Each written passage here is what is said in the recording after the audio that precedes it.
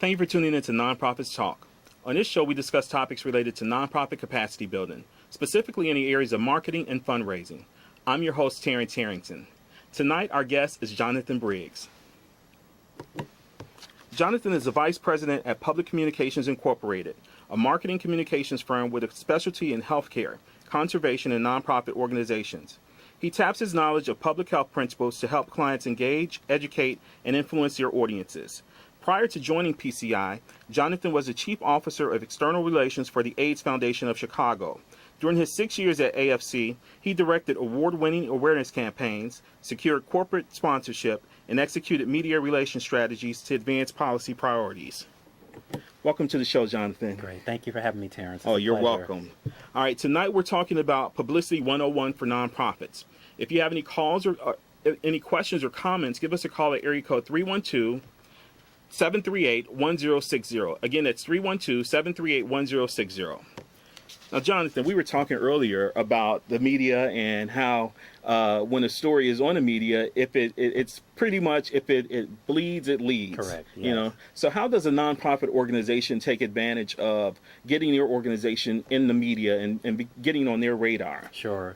Well, I think the first thing is that the nonprofits really have to define who they are. Mm-hmm. They have to define themselves in terms of, are we the first? Are we the best, and are we the only? Okay. Are we the first of our kind to do this? Do we have innovative programs? Are we the best at what we do? Are we one of the leading providers of service, leading advocates, leading program providers? And are we the only? We may be the, for example, there may be an organization that might be the only housing provider in this area because there's a lack of other providers. There's a great need. So thinking about what they provide in terms of first, best, and only will start to help them think through what stories do I have to tell that might be newsworthy. Okay. So now, sticking along with that particular scenario, I'm the only nonprofit in the area that is doing this particular service for my community. How do I write a press release? What do I do to get the attention of the media so they know that I exist? So the first thing you need to do is start internally. Okay. What is your story? Who are you? What makes you different or unique? Mm-hmm. It may be you have a compelling story, that there were two people from the community that were formerly homeless that pulled themselves up thanks to a local church or some other providers and started their own nonprofit. That's a story. Wow. Mm-hmm. You need a narrative. You need something that's compelling. And I think too often people think, well, I'm here and I'm doing the work. Well, there are a lot of people out there doing lots of great things. Even if you are the only one doing it, what makes your story unique? Right. So start with, what is my story? Who am I? If my organization were a person, how would I describe it? What is its life story? Mm-hmm. So what type of process do I go through? Okay, I'm finding out who my nonprofit is, first of all. Exactly. So I'm finding out what my story. What type of story should I start off with? So with the media, I think there are three kinds of stories that are immediately kind of newsworthy. Okay. One is just a compelling human interest story. I remember years ago when I worked for the Chicago Tribune, there was an organization called Link Unlimited, which pairs pretty much African American college-bound kids from low-income families with sponsors, most often white, who have means, and they basically help them go to college. And I thought, they've been around 40 years. It was their 40th anniversary. I was told to write a story about that. Okay. And I thought, okay, well, that's interesting and that's noteworthy, right? But I dug a little deeper and found out that a lot of those kids that went off to college came back as sponsors of the program, and then they were then sponsoring other black kids from low-income families. Wow. And to me, that was the story you don't expect to hear, this full circle moment. So you want to start with, what are those great kind of human interest compelling stories? And we were able to tell that story through a participant who had gone through the program and come back. Another thing is, sometimes organizations release studies or reports. They might do an assessment of an issue in their community, an annual state of violence or state of HIV and AIDS or state of homelessness in Chicago. That's news. That's newsworthy. Okay. They're doing an analysis that only they have access to do. They have expertise to do. So so they can put that into a press release and say, today we released our annual state of homelessness in the city report, and we found these 5 things. So the first one was human interest. Human interest stories. The next one is if you're doing some type of report. Exactly. And report or study that establishes you as a thought leader. Okay. And I would say the third thing is really, it can be an annual event, but it needs to have something that makes it different or unique. And it could be as simple as, there might be a celebrity, right? Okay. I mean, obviously, if Kanye West or Jennifer Hudson or Common is showing up to your run and walk, you're going to have media there. But it could also be that it might be the 25th anniversary. It might be a milestone event that deserves some recognition. Okay. So, again, we're going to recap. The first one was human interest. Human interest stories. Second one was a report or some type of study. And the last one study. is an event that has some... A milestone event. Okay, milestone event. So how do we get a reporter involved? Okay, I know that I'm going to have this 25th year anniversary. Sure. So how do I get somebody from the Tribune to come over and take interest in what I'm doing? This is where a lot of nonprofits struggle because they get intimidated. Right. Believe it or not, pick up the phone and call the reporter. It's as simple as that? It's as simple as that. Wow. Now, you have to be prepared before you make that call. You should first read the publications that you want to be covered by.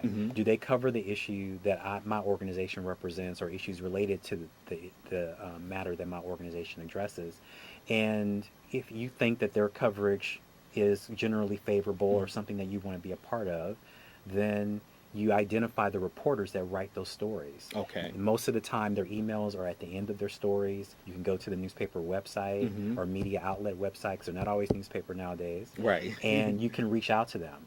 And I think they're so accessible that I think people sometimes don't think about reaching out to them. Right. They think, oh, I'm only going to reach out to them if I have a news tip or, if I want to complain about something. Right. But you actually use that opportunity to pitch stories to them. Yeah, and when you said that, it's a scary thought that because you're thinking that this professional is on the other end, and if you've seen like the old Superman, where Perry Mason is screaming at the person on the other end of the phone, it's like, whoa, let me stay away from that. So how do I pitch that editor? Okay, I found out that my organization fits with what they write about. It's with community affairs or whatever it is. What should I have already prepared before calling the editor? So we call that the pitch. Okay. And so think of that as 100 words. It might be a 30-second sort of elevator speech of sorts of, hey, I've noticed you've been covering this story, this topic. My organization does this kind of work. I have this great story about, these students that graduated from our program. They're coming back as mentors. And this is relevant because... I think where people struggle with their pitch is that they don't answer the basic questions that a reporter wants to know. Which are? Who, what, when, where, why. Those are the top five, the 5 W's as we call them. Okay. But the most important question is, so what? Right.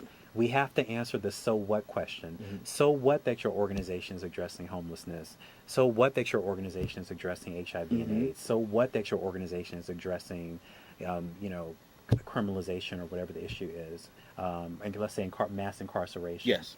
Why does this matter? And I think that's the opportunity for the organization to say how they fit into the larger context, right? Let's take the issue of violence, right? There's been a lot of controversy about Spike Lee naming his movie Chirac. Right? Okay. Use that as an opportunity to talk about how we're changing the story of Chicago's image from Chirac to Chi Peace. Wow. You have to attach your pitch to something that's in the headlines and makes it timely and relevant. When we talk about brands a lot of times, nonprofits are brands. Right. And there are really 3 ways that brands become part of the cultural conversation. Let's cover them. That cultural conversation is what gets covered by the news. The first one is water cooler topics, right? Okay. What's in the news? Attach your issue to something that people are talking about. Right? We just had Draft Town here in Chicago. Right. The NFL draft, everyone's talking big about hoopla it. here in Chicago. Right? But I also noticed that some organizations that focus on education had their own draft to celebrate the kids that got recruited for college. They got acceptance letters. They're going off to college. And see, but we didn't hear that in the media, though. Well, not necessarily. it was overshadowed. Okay. All right. And I think that Barack and Michelle Obama tweeted and did some Did they? versions Okay. of that. Okay. But you have to think in those terms. Right. How can I attach this to a pop culture phenomenon? Mm. The second way that brands become part of the cultural conversation is cultural events. Okay. So these are events that happen every year for the most part. You think about the Super Bowl. You think about the Oscars. Events that happen every 4 years, like the Olympics. How do I attach myself to those events? Because they're going to happen over and over again. And there's going to be the need for reporters to look for the local tie or local connection, or even just a way to attach a local story to that larger context. And the third is cultural shifts. You know, years ago, we used to think, oh, smoking cigarettes is perfectly fine, very low risk of disease, it's not a big deal, and people didn't look at you with a side eye when you smoked. Right. Today, you light up and people look at you like you're crazy. Yeah, I'm one of those people. Why are you smoking? Why are you doing that to your body? Ugh, I don't want to be around you. Right. And there's been a shift in how people look at smoking. Okay. So it may be that your organization is a part of that shift. Okay. That we're on the front lines of fighting obesity, of fighting tobacco use among teens. And here's what we're doing, because we recognize that society has shifted its focus and its opinion on that topic. So if we don't have anybody on staff that's a journalist, Sure. do we start keeping a file? How do we get in the mindset of, let me start thinking along of what Jonathan just described right there? So I think the first thing is that people want to be covered by the media, but they don't think about what happens when they are covered by the media. Like once you start getting interest from a reporter. So I think the first thing is that read the media that you want to be a part of, and start to become literate in what they do and how they do it, just from as a consumer of reading the news. Reach out to the reporter and say, you know what, I have something that I think is newsworthy. I think you should consider writing about. And they may, if they say no at first, that's okay. You know, you want to build the relationship. Okay. It's not a drive-by. It's not a quick hit. You know, they may say no, or, you know, I'm interested, but I can't get to it right now. It takes time to cultivate. Okay, so you're building a relationship. Everything that nonprofits do in relation to the media really is about relationship building. And so this reporter that you're reaching out to, yes, they're busy, yes, they're on deadline, but they need content. They need ideas. And if you identify through your research that they're responsible for covering urban affairs or neighborhood development or nonprofits, it's part of their beat. So do you threw me off for a minute there. Right. So do you how often do you contact the reporter? Do you before it becomes unbearable for the reporter? Yeah. I would reach out to the reporter. In the beginning, I would say once a week. Give it some time. Allow them to respond to your question. They may be on assignment. They may be just busy with breaking news. But start off with let's say you reached out to them on a Tuesday, and I wouldn't follow up immediately with a phone call within an hour of sending an email. Because that would be, a lot of reporters find that annoying. Okay. But I would start with an email, and then maybe a week later I would follow up with a phone call. If you get a response, obviously have your materials ready to pitch your idea with the who, what, when, where, and why. But if you don't get a response, follow up again in a week. And one thing that I've found helpful is, let's say you don't get a response via email or via the phone, go to Twitter. Wow.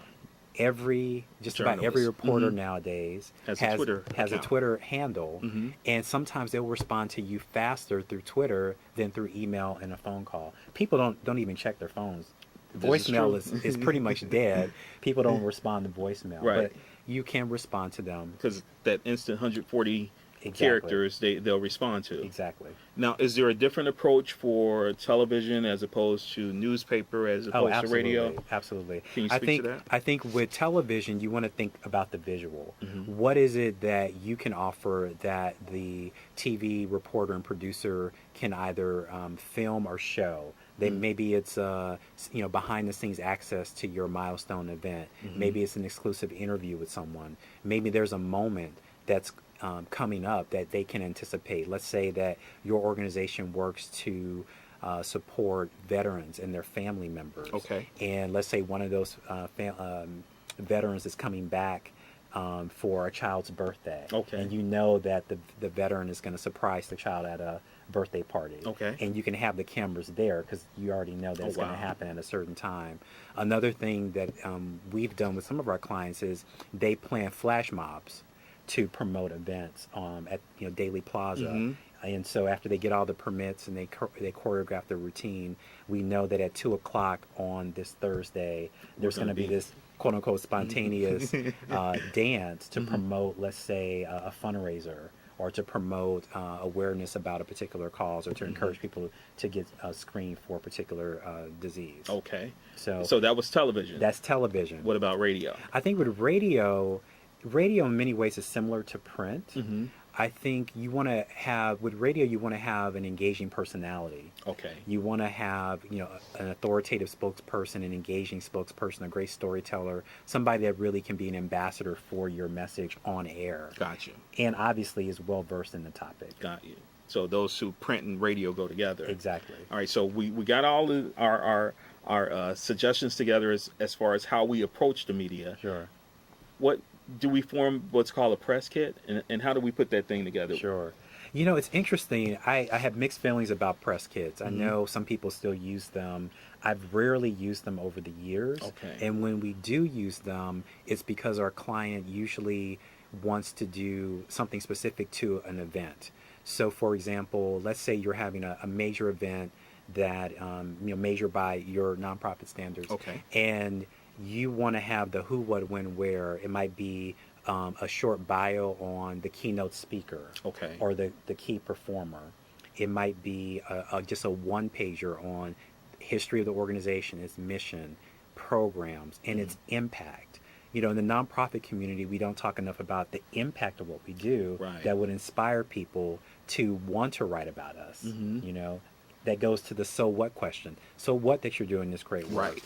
Well, it matters because we've been able to reduce homelessness by 25% in our community. That's huge. So just for example, right? I'm just making all this. Yeah, I know. But, I think, so in that press kit, it's going to be these short one-pagers about your organization, event, impact, and maybe pre-approved video if you're doing an electronic press kit, which is very popular, saves money, and pre-approved photos that you can offer to those media outlets. So some of them may not have the ability to produce their own video or have their own photographer there. Okay. So the more assets you can provide them, the easier it is for them to cover your event.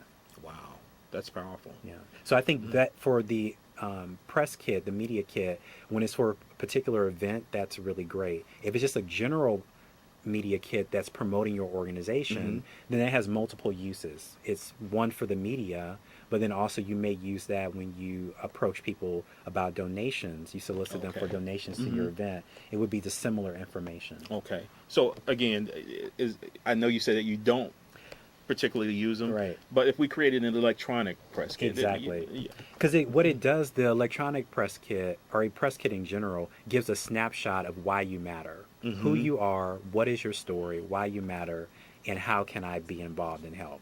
Okay. So what other media tips should a nonprofit take into consideration, especially if they don't have the staff person to be able to solicit and find the reporters? What can they do on a day-to-day basis? Yeah. I think the first thing they can do is create a story bank. A lot of times when, let's say you do get a call that comes in because there's breaking news, breaking news is often bad news, right? But they'll reach out to a local nonprofit in that area to get a response to the blood donation shortage, or a recent incident of violence, or get reaction to maybe the President's State of the Union address. The call comes in and they might want to speak to someone who your organization has helped, and you can't find that person. And sometimes they're looking for someone very specific, right? Let's take the Ebola outbreak, for example. Okay. Let's say your organization works with refugees and immigrants, and they have family from West Africa that were, affected by Ebola, and they want to talk to someone from West Africa, and you have to scramble to find that person. It's hard, and they're on deadline. So if you have a story bank where you basically collect, with that person's permission, you say, if we get a media request, would you be willing to share your story? Wow. You know, so you would start to get their age, their name, where they live in Chicago, their country of origin, and just a short, it might be 3 sentences about who they are, you know, how they came to your program, how you've helped them, best numbers to reach them. And when the call comes in, you can say to the reporter, I'll get back to you. You've got to make some calls, and it'll be faster for you to connect that media outlet with the right story. The media thrives on those human stories. Wow. You know, you have to have, numbers are great, right? If I say that every 9.5 minutes someone in America is diagnosed with HIV, that's a compelling statistic. But then I want to talk to a person, right? I want to be able to see the person, HIV. right? And if I say that 50% of new infections, HIV infections, are among African Americans, I'm going to want to talk to somebody who's African American living with HIV. And if your organization can connect me with that kind of person and that story, and then show me what you're doing to address the issue, that's a great story all in one. You got the story, you got the cause, and hopefully you have a call to action. One of the things we haven't talked about, Terrence, is why does this even matter? Why should an organization want to be in the media? Yeah, let's talk about that. Because again, people say they want to be in the media, but they don't understand what that entails. It can be for good or for bad. Right. So I think the first thing is that you want to raise awareness about the cause that your organization represents. You may be an authority on it or have a unique point of view. Okay. And it may be a point of view that is underrepresented. Okay. The second thing is that you want to frame the issue on your terms. You know, what people don't often think about is that the media tells us not only what to think about, but the terms in which to consider it. The story is framed in such a way that that's how we talk about it. Right. So you may be offering an alternative way to talk about it. Instead of making it a discussion about our, state deficit and all the cuts we have to make to social services, you might frame the discussion as one of sort of misplaced priorities, that we're putting more money into other programs at the expense of human welfare. Right. So let's cut the fat. Exactly. Right. And then the third thing is you want to promote action. Now that you've raised awareness, you frame the issue, what can they do? Do you want them to contact their legislator? Do you want them to come to your event, make a donation? Do you want them to go to your website, call a hotline number? So those are the three things: really raise that awareness, frame that issue, and promote the action. Wow, Jonathan, you've covered so much great information. You got my mind spinning, as far as things that I didn't even think about, as far as how the media plays a crucial role possibly for nonprofits. Sure. So nonprofits, if you're out there, if you have any questions, give us a call at area code 312-738-1060. Again, it's 312-738-1060. So we got a couple of minutes left, Jonathan. So what's some last minute thoughts that you have? I think the first thing is start to become a consumer of media. Make the time to not just consume it, but to think critically about it and think about what media outlets your organization would want to be affiliated with. Wow. I think the second thing is look at your capacity.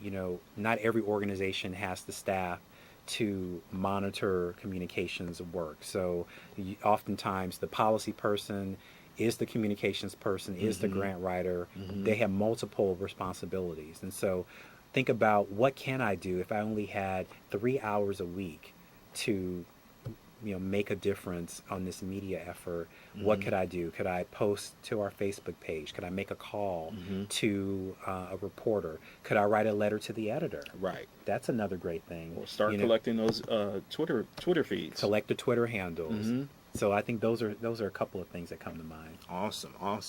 So, audience, if you have any questions about what we've talked about tonight, or if you have any questions about our guests, please visit our website at www.nonprofitsmatter.org. Again, it's www.nonprofitsmatter.org. Now, next week, be sure to tune in. We're going to have Dr. Margina Christian on, and she's going to be talking about storytelling for nonprofits. Jonathan, thank you so much for being on tonight. We really appreciate you. Great. You gave us some powerful information. And nonprofits, you go out there and you execute that information and get media to join a part of what your nonprofit cause is. Great. Thank you.